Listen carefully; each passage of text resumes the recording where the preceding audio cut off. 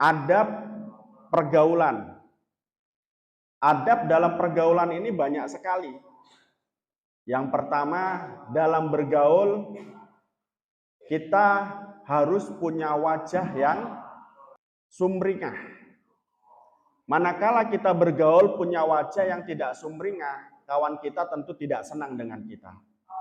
Oleh karena itu, ketika kita bergaul, wajib bagi kita punya wajah yang sumringah. Wajahnya suka senyum, wajahnya nggak nyebelin, ya. Karena ada orang wajahnya nyebelin, merengut aja, terus kemudian buang muka dan lain sebagainya. Nah, dalam pergaulan ketika memiliki wajah yang semacam ini, tentu saja kita tidak dapat bisa bergaul dengan baik. Sebab apa? Wajah yang semacam itu memunculkan permusuhan. Lalu bagaimana agar pergaulan kita menjadi baik? Pergaulan kita akan menjadi baik manakala wajah kita itu nampak sumringah. Yang selanjutnya termasuk adab ketika kita bergaul adalah walinul janibi. Tidak rakus. Ya. Lainul janib itu maksudnya adalah lambungnya itu lemes. Lemes artinya apa? Tidak rakus. Ya. Karena begini kawan-kawan. Ada orang yang kemudian memikirkan perutnya sendiri. Ketika dia memikirkan perutnya sendiri, kerakusan itu pasti muncul. Kalau sudah kerakusan itu muncul, pasti sifat medit, sifat pingin menguasai segalanya, itu masuk di dalam jiwanya.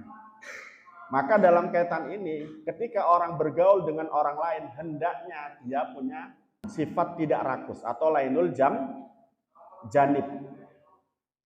Yang selanjutnya adalah adab daripada ketika kita pada saat bergaul adalah al-ishau ila hadisil ashir. Ketika kita mendengar usul atau perkataan saudara kita atau kawan kita atau teman bergaul kita, maka pada saat itu kita hendaknya mendengarkan apa ucapannya atau menghormati usulnya dan pendapatnya. Itu. Yang selanjutnya adalah al-waqar bila kibrin. Tenang dan tidak sombong. Tenang tidak sombong itu bagaimana? Tenang tidak sombong itu berarti bawaannya tenang. Tidak gerusa-gerusu, tidak tidak gerusa-gerusu, juga tidak merasa takut terhadap apapun yang terjadi. Kalau orang dihantui rasa takut, pasti orang tersebut tidak tenang. Contoh, kawannya bergerak sedikit, dia takut. Kawannya ke sana, dia takut. Takut apa kira-kira? Takut disaingi, takut apa dan lain sebagainya. Itu. Orang semacam ini hidupnya tidak tenang. Nah, sebab apa kok merasa takut? Yaitu tadi, karena ada rasa sombong. Kalau ada orang sombong, itu takut sekali untuk disaingi. Apalagi yang menyebabkan rasa takut di dalam hati? Ya tentunya takut disaingi kayak tadi. Merasa bahwa dirinya besar, bahwa merasa dirinya lebih sempurna. Orang semacam ini juga ketakutan. Jadi kalau kamu pingin nggak takut disaingi, nggak takut disamai dengan orang-orang yang lain, kamu tidak boleh merendahkan orang lain, tidak boleh sombong kepada orang lain. Wasukutu indal hazali. Selanjutnya ketika diajak guyon, kita diam. Diam maksudnya apa? Ya tidak merespon berlebihan. Guyon-guyon tetapi jangan berlebihan. Karena ada orang guyon tapi berlebihan. Contohnya apa? Ya contohnya ada orang mau duduk, terus kemudian kursinya ditarik. Nah itu kan guyon yang berlebihan. Kenapa kok berlebihan? Itu menyebabkan bahaya. Nah dalam kaitan ini ada juga orang yang guyon, ya kan? Tapi dengan cara merendahkan orang lain, kayak di TV-TV itu, ya enggak? Lawak-lawak itu loh. itu ketika guyon menyepelekan orang lain. Contohnya apa? Ya, menyepelekan fisiknya, menyepelekan anaknya, keluarganya, dan lain sebagainya. Itu dalam bentuk kata guyon. Guyon yang semacam itu, bercanda yang seperti itu berlebihan dan tidak boleh. Ya. Jadi guyon yang mengenai fisik itu tidak diperkenankan. Selanjutnya adab dalam bergaul adalah wal muasatu, memberi pertolongan kepada teman. Jadi manakala temanmu membutuhkan pertolongan, tolong dia. Dan manakala dia kesusahan, tolong dia. Itu adalah adab pertolongan. Karena apa? Wallahu aunil abdi, maka nal abdu fi auni akhi. Allah itu akan menolong seorang hamba manakala hambanya menolong saudaranya. Maka dalam pergaulan kita dengan teman-teman kita, dengan siapapun, kita hendaknya menolong mereka manakala mereka meminta pertolongan kepada kita. Selanjutnya adalah watarkul iftihari bil jahi. Kita tinggalkan sombong-sombongan untuk mendapatkan atau ketika kita memiliki jabatan. Jangan pernah sombong manakala kita punya jabatan. Sebab apa? Jabatan itu adalah bagian dari dunia, manakala jabatan tersebut tidak bisa mendekatkan diri kepada Allah atau bahkan menyebabkan hati kita sombong. Jabatan ini salah satu yang dihindari oleh banyak orang. Salah satunya kita kenal namanya Mbah Sayyid Sulaiman. Mbah Sayyid Sulaiman ketika di zaman Belanda dulu, itu oleh Belanda akan dijadikan seorang qadhi. Seorang qadhi itu berarti seorang hakim untuk pemerintahan Belanda. Jadi Belanda dulu ketika ingin merekrut atau ingin mencari simpati masyarakat Indonesia, tokoh-tokoh daripada masyarakat Indonesia itu ditempatkan di posisi tertentu dalam pemerintahan. Salah satunya kalau memang dia adalah orang yang pintar dalam masalah agama, diletakkannya di tempat tadi, qadhi, ya, mahkamah syariah. Nah, Mbah Sayyid Sulaiman ini mau dijadikan seorang qadhi. Nah, qadhi itu adalah jabatan, betul nggak? Qadhi itu jabatan. Mbah Sayyid Sulaiman nggak mau. Nggak maunya bagaimana? Nggak maunya Mbah Sayyid Sulaiman ini sampai pura-pura gila beliau. Pura-pura gila. Beliau punya pondok, beliau punya keluarga, ditinggalkan keluarganya. Demi apa? Pura-pura gila. Karena apa? Nggak mau mendapatkan kedudukan atau pangkat yang diberikan oleh Belanda. Akhirnya beliau bagaimana? Jalan-jalan di jalanan. Pura-pura gila. Banyak orang mengatakan, oh itu orang gila, oh itu orang gila.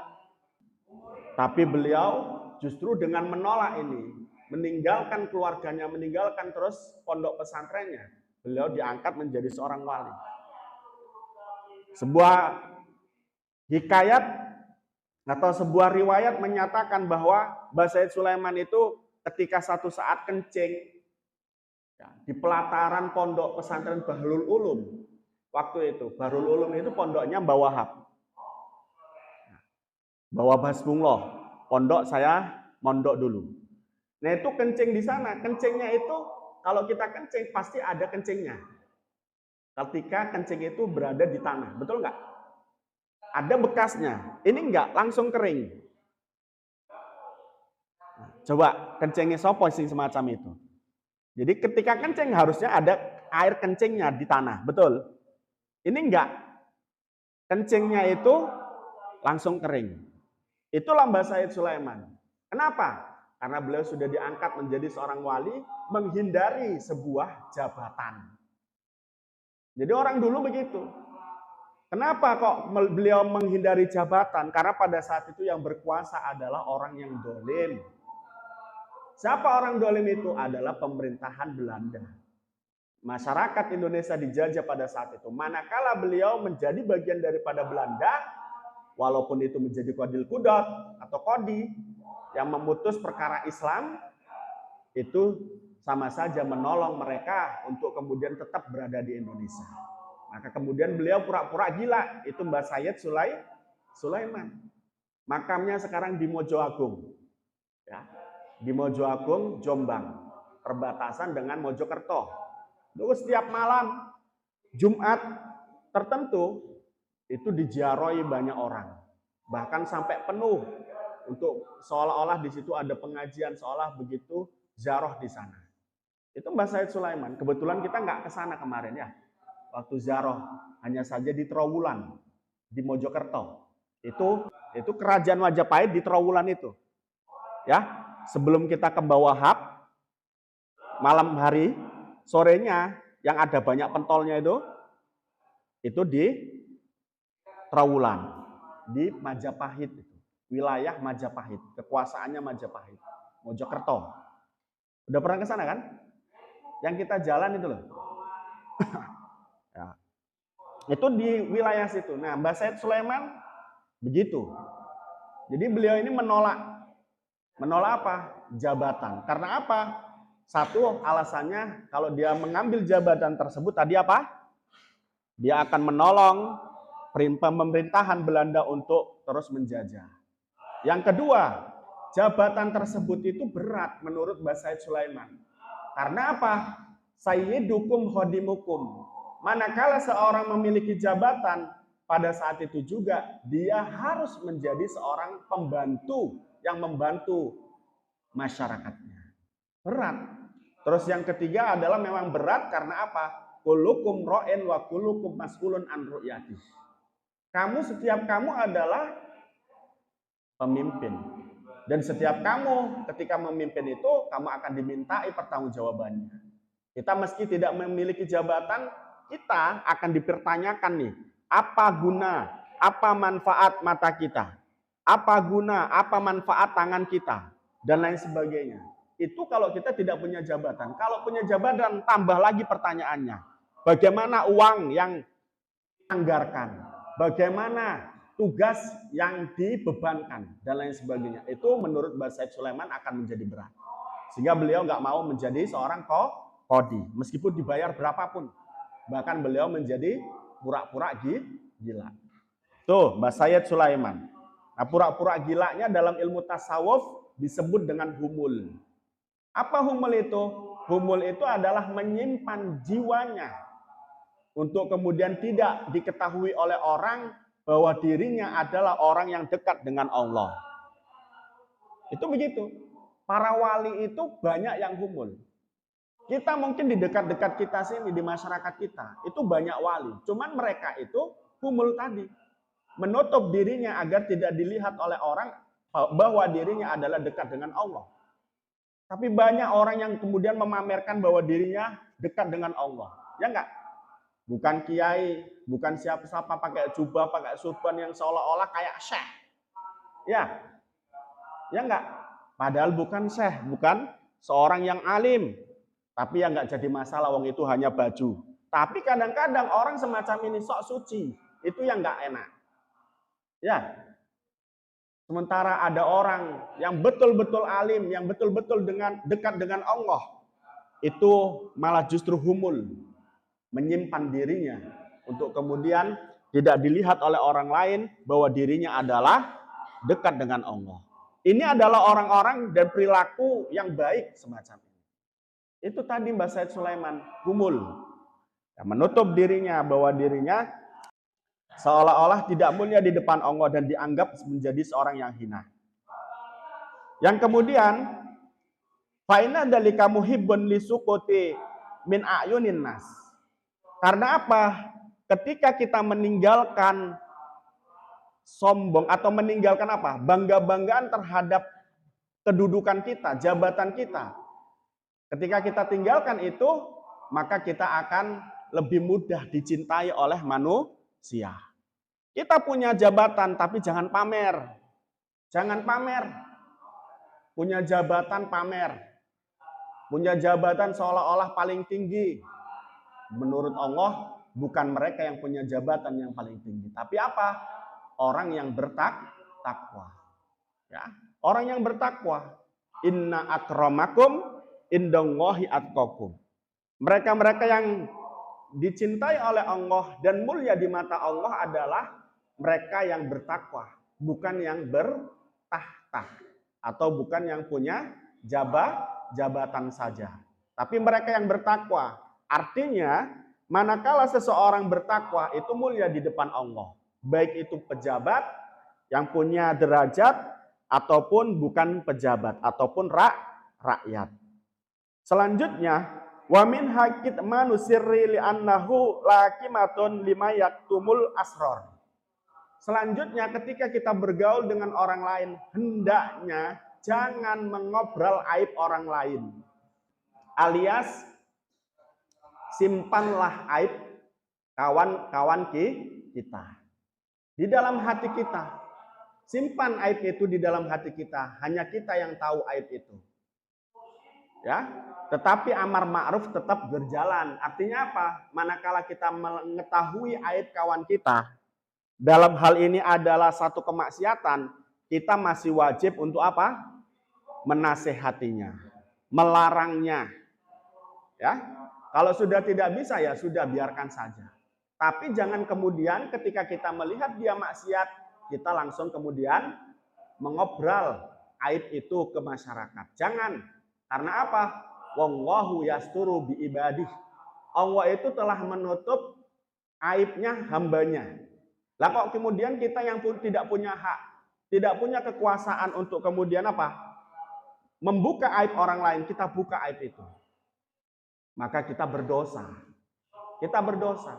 Bahkan menurut satu makalah, orang yang membuka aib orang lain, menceritakan aib orang lain, itu tidak akan mati sebelum ia melakukan apa yang menjadi aib orang lain tersebut. Contoh, ada orang berzina. Dia sudah ditutup sama Allah.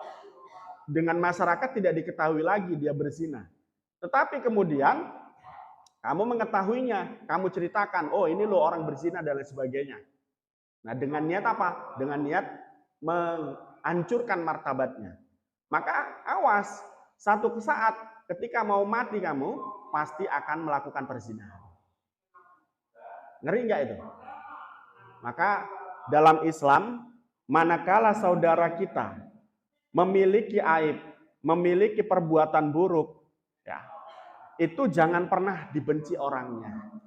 Jangan hancurkan martabatnya, tapi benci sikapnya, perbuatannya, agar kita tidak ikut di dalamnya. Benci. Jadi sehingga ketika ada orang berzina, yang kita benci itu perbuatan zina, agar kita tidak ikut berzina. Manakala kita membenci orangnya, itu ciptaan Allah orang itu. Ya, dia diciptakan oleh Allah. Kalau kita membenci yang diciptakan oleh Allah, berarti kita membenci Allah. Itu yang tidak boleh. Maka Allah tadi, maka dalam sebuah makalah atau hadis ya, itu disebutkan kayak tadi itu. Ketika kita melihat satu kemungkaran, kita jangan benci yang melakukan kemungkaran, tapi benci terhadap perbuatannya. Manakala kita benci terhadap orang yang melakukan kemungkaran, kita nggak akan mati sebelum melakukan kemungkaran yang sama. Naudzubillah. Oleh karena itu di sini disebutkan adab daripada ketika kita bermuasyarah adalah menyimpan rahasia dari orang lain. Kenapa kita harus menyimpan rahasia dari orang lain tersebut?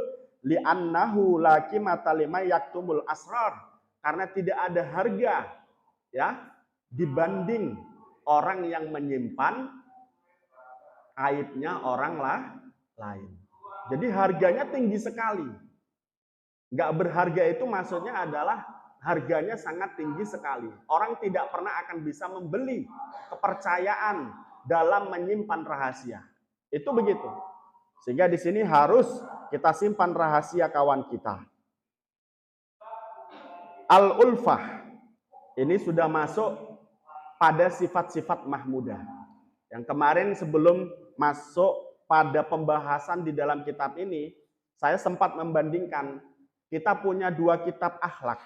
Yang pertama kitab akhlak yang kita sebut dengan Wasoyatul Mustafa, judul kitabnya. Kemudian yang kedua, kita punya kitab akhlak dalam kilatan ini yang kita gunakan itu adalah Taisirul Kholaq. Ya, fi ilmi akhlak. Perbedaannya sudah saya jelaskan. Nah, inilah kawan-kawan yang saya maksud. Di sini juga dibahas sifat-sifat mahmudah. Salah satunya adalah kemarin takwa. Terus kemudian adab-adab yang lain itu yang selanjutnya ini adalah al-ulfah. Ada namanya ulfah. Ada namanya ulfah. Siapa? Hah? Tidur. Nah, ulfah. Ulfah itu apa? Berbelas kasih. Ya. Ulfah itu berbelas kasih. Hiya al-istinas bin nas wal farhu biliqaihim wa itu. Yang dimaksud dengan ulfa adalah hiya al-istinas bin nas. Istinas itu adalah merasa nyaman. Ya, ulfa itu adalah merasa nyaman ketika bertemu dengan orang lain. Wal farhu biliqaiha.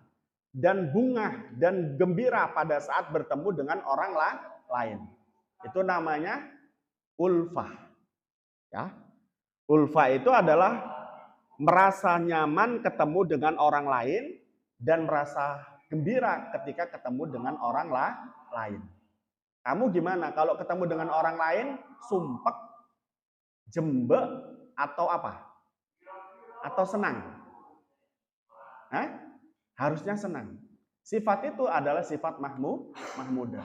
Manakala orang sudah punya sifat mahmudah, berarti ia telah tidak memiliki sifat-sifat madmumah seperti apa? Sombong.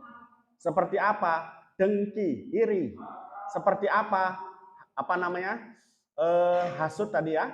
Seperti apa lagi kira-kira? Sum'ah. Itu sudah hilang. Karena apa? Biasanya orang yang tidak senang ketemu dengan orang karena ada dalam hatinya kesombongan. Ada di dalam hatinya iri. Ya enggak? Sehingga memunculkan adawah, permusuhan. Betul enggak? Ya enggak? Orang kalau sudah bermusuhan bagaimana? Ketemu dengan orang yang dimusuhi senang enggak? Melihat jilbabnya saja, lewat belakang wajah, lewat bagian belakang badannya, itu sudah enggak senang. Apalagi lihat mukanya. Itu kalau orang bermusuhan. Nah, karena apa kok bisa muncul permusuhan? Tadi saya sebutkan. Apa sebabnya? Sombong, iri, ya. Terus kemudian sum'ah, bangga diri. Nah, sombong itu kan pasti takut dia disaingi. Sum'ah itu kan merasa dirinya bahwa dirinya adalah paling dan gitu. Bahwa dirinya punya, itu sum'ah. Nah, orang yang semacam itu tidak akan pernah merasa nyaman ketika bertemu dengan orang, tidak pernah merasa bahagia ketika ketemu dengan orang, alias tidak punya sifat ulfah. Mudah-mudahan kita punya sifat ulfah. Nah, di sini disebutkan wa asbabuha khamsatun. Orang yang memiliki sifat ulfah itu memiliki ciri-ciri awaluha ad-din. Sebab daripada munculnya sifat ulfah adalah agama. Orang yang punya agama itu pasti akan memiliki sifat ulfah. Apa tadi sifat ulfah? Merasa nyaman dan merasa bahagia manakala ketemu dengan orang. Nah, orang yang punya agama itu pasti akan semacam ini, yakni memiliki sifat ulfah. Li'anna kamalil iman yujibul ataf. Ya. Karena pada saat kita beriman, kita wajib memiliki sifat belas kasih. Jadi orang yang beriman wajib berbelas kasih. Manakala tidak beriman, ya monggo, tidak berusaha berbelas kasih. Sehingga orang yang tidak berbelas kasih bisa saja dikategorikan tidak beriman. Belas kasih itu apa? Punya kasih sayang gitu loh. Ya, orang yang ketemu dengan orang lain dan cocok itu kan punya kasih sayang. Dalam tanda kutip loh. Oh, coba artinya nek sayang itu pasti cinta-cintamu itu. Ya, sayang. Kemarin saya jelaskan seorang guru sayang kepada muridnya bagaimana? Hah? Pasti mengarahkannya, mendidiknya dengan baik. Bahkan tidur pun waktu ngaji nggak diperbolehkan. Nah, ini banyak yang nggak ngaji nih. Itu termasuk juga. Tapi karena sudah semacam ini nggak perlu lagi saya obrak-obrak, biar saja gitu. Nah, besok harus ngaji. Jangan nggak ngaji. Wong disuruh ngaji kok nggak ngaji itu loh. Ya. Oke. Sebab daripada munculnya sifat ulfah adalah apa tadi? Adanya agama di dalam jiwanya. Karena apa? Agama itu menuntut seseorang untuk memiliki sifat belas kasih. Sebab yang kedua, seseorang akan muncul sifat ulfanya adalah an-nasab. Nasab, keturunan. Jadi sifat membenci itu kadang-kadang diwariskan kepada anak. Dan sifat belas kasih juga diturunkan kepada anak. Makanya kamu itu berlatihlah berbelas kasih agar anakmu menjadi anak yang berbelas kasih. Yang ketiga, al-musahharah. Munculnya sifat belas kasih atau ulfa itu adalah karena kita punya hubungan mertua dengan menantu. Artinya apa? Seorang yang sudah menjadi mertua, maka akan mengasihi seorang yang menjadi menantunya. Menantunya akan mengasihi mertuanya. Sebagaimana orang tua. Yang nomor 4, albirru. Munculnya sifat belas kasih itu karena ada perbuatan baik. Perbuatan baik. Jadi kalau kita berbuat baik kepada orang lain itu pasti punya kasih sayang kepada kita. Sebaliknya pun demikian. Nomor 5, sebab munculnya sifat ulfa itu adalah al-akha, persaudaraan. Orang yang memiliki sifat dan rasa persaudaraan pasti akan berbelas kasih. Makanya Nabi mengingatkan kepada kita, al-muslim benal muslim ikhwatun. Jadi muslim dengan muslim yang lain adalah saudara. Maunya Nabi bagaimana? Kok kita dianggap saudara itu? Maunya Nabi ketika kita sudah menganggap saudara muslim yang lain, maka kita memiliki sifat belas kasih. Nah, di sini disebutkan wa amma fadlul ulfati fa ifadatu wal istifadatu wa ta'awanu alal birri wa taqwa. Keutamaan memiliki sifat ulfah adalah mengambil faedah, memberikan faedah, saling menolong terhadap kebaikan dan ketakwaan. Jadi sifat ulfah itu akan mendorong ke sana. Mendorong mengambil faedah.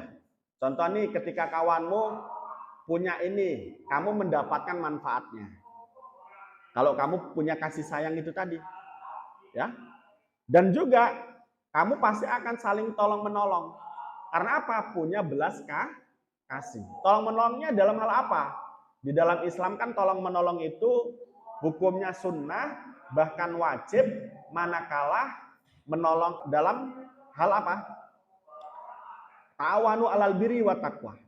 Wala ta'awanu alal itsmi wal udwan. Tolong menolongnya kita dalam ketakwaan, tidak dalam masalah maksiat. Wa bidzalika taqimul ahwal wa ta'tadilul umur. Nah, dengan kita berbelas kasih itu juga, maka di situ akan indahlah pergaulan dan keadaan kita. Begitu juga perkara-perkara kita juga akan bisa kita hajat-hajat kita juga bisa akan kita dapat. Allah berfirman, wa'tasimu bihablillahi jami'au wa la tafarraqu. Allah mengatakan, berpegang teguhlah kamu kepada tali Allah Ya, semuanya, dan janganlah bercerai-berai. Untuk tidak bercerai-berai pada tali Allah dan untuk bersatu, kita butuh namanya sifat belas kasih. Atau apa tadi? Sifat ulfah. Mudah-mudahan kita bisa menciptakan sifat ulfah karena kita merasa memiliki 5 hal tadi. 5 hal tersebut adalah yang pertama, kita satu agama, kita beragama. Jadi sifat ulfa ini tidak hanya nanti berbelas kasih kepada muslim saja, tetapi kepada non-muslim yang tidak memerangi kita, itu juga kita boleh berbelas kasih. Karena kita adalah makhluk beragama. Itu yang pertama, sebab datangnya ulfa. Yang kedua, apa tadi? Kita punya keturunan yang baik dan diciptakan keturunan yang baik. Yang selanjutnya, kita dapat menciptakan sifat ulfa ketika kita menjadi mertua dan mantu. Yang selanjutnya, kita berbuat baik kepada orang. Selanjutnya apa? Yakni rasa persaudaraan. Al-akha Allahu alam bi shawab. Rabbi fan nabi barakah.